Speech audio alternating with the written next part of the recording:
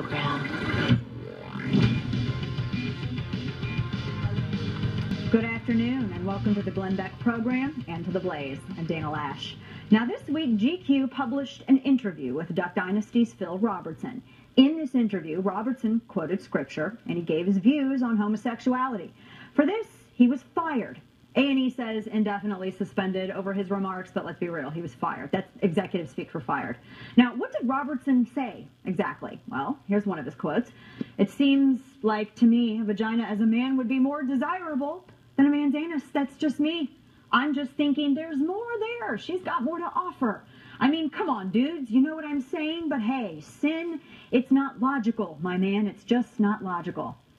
News flash. Stop the presses. Save his draft.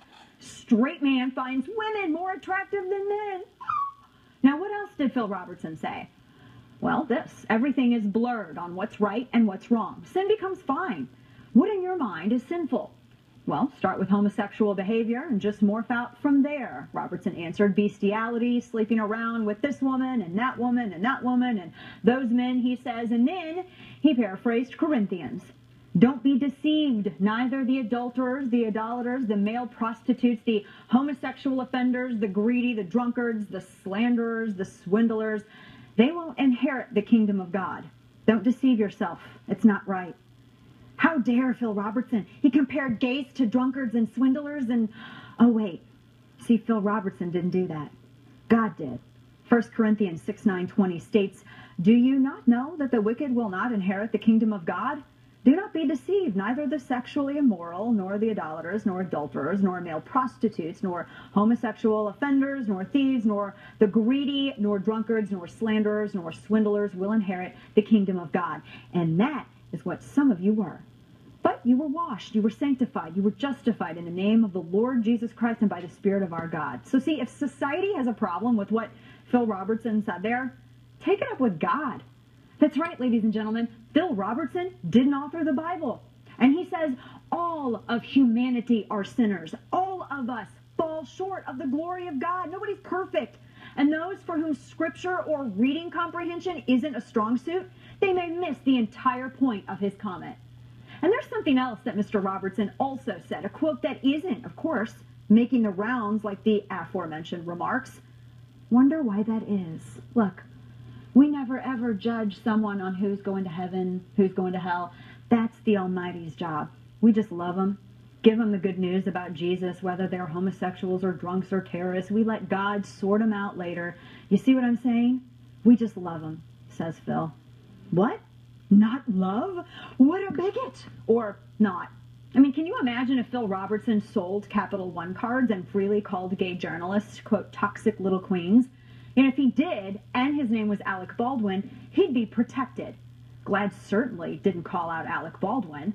And who knew that the militant gay lobby fought so hard for the rights of faux-tolerant progressives to slur them at their discretion? A&E has suspended Phil Robertson from a show about Phil Robertson, the top cash cow for the network, cowered to people who I would bet don't even watch the program. So this is how the left operates. This is another example, by the way, too, of why I detest boycotts. I don't do them. I never have, never will. I do, however, support the individual free will of people to choose what to watch or not to watch. No, when conservatives dislike someone that we see on TV, we change the channel. Whew.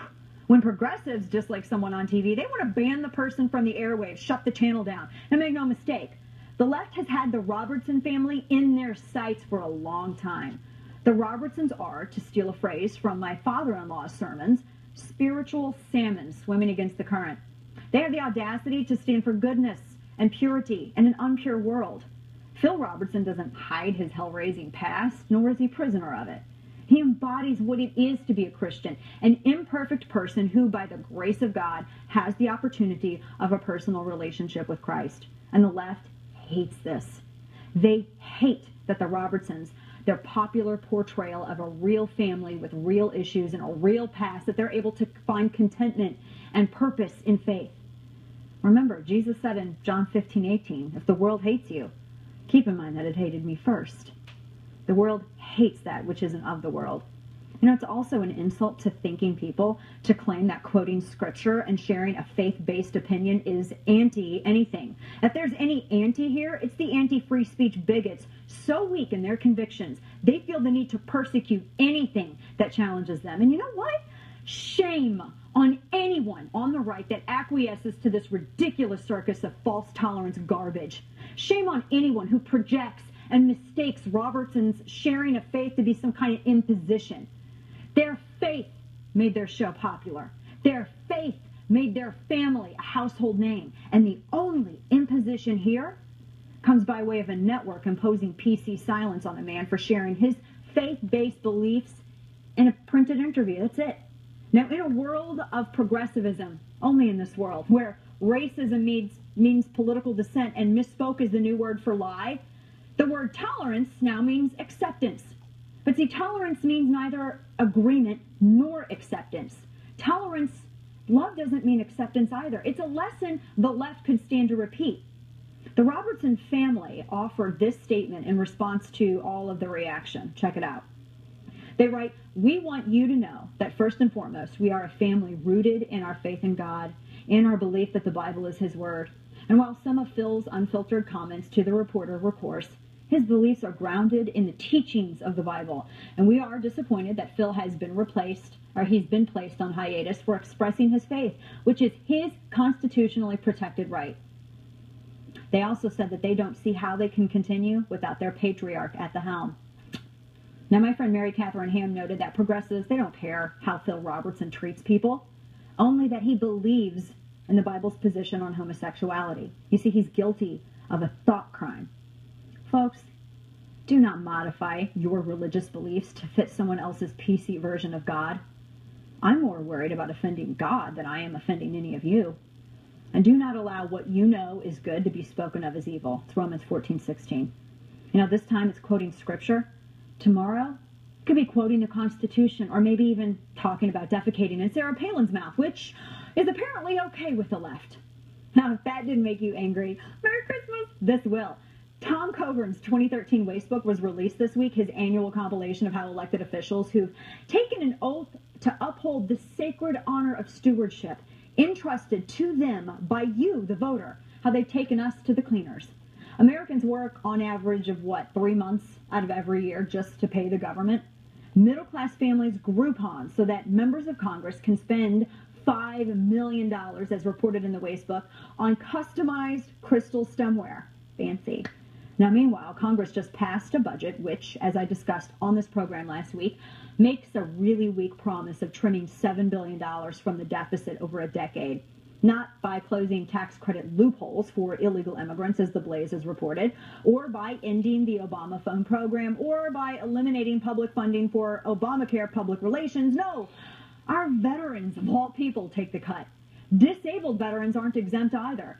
In this new budget deal, military personnel who have suffered injuries severe enough to warrant full retirement pay and benefits will see those benefits reduced.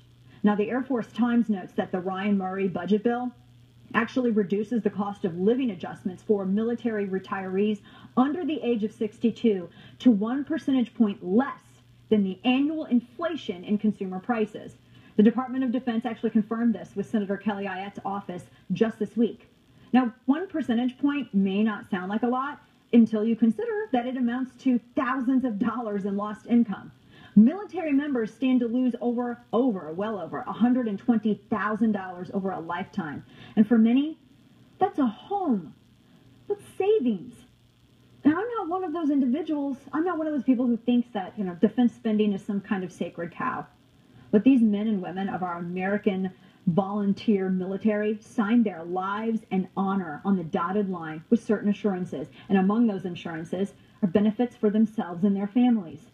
Now, included in this, as I said before, are our disabled veterans, men and women who bore the brunt of the battle on the front lines, who never leave a man behind the way Uncle Sam is now leaving them behind. And out of all the things that Congress could target for cuts, out of everything, I gave you some examples. Benefits for our veterans should have been the very last thing on a very long list. And some of these men and women, after serving our country for 20-some-odd years, they're told now that they'll lose money they planned on having for retirement. You don't pull the rug out from under the men and women who keep watch at night so we can all sleep soundly in our warm beds. Now, to discuss this latest affront to our men and women in uniform, my very good friend Stephen Yates with the D.C. International Advisory Group and former top advisor to Dick Cheney joins me now. Stephen, it's always a pleasure. It's good to have you on here.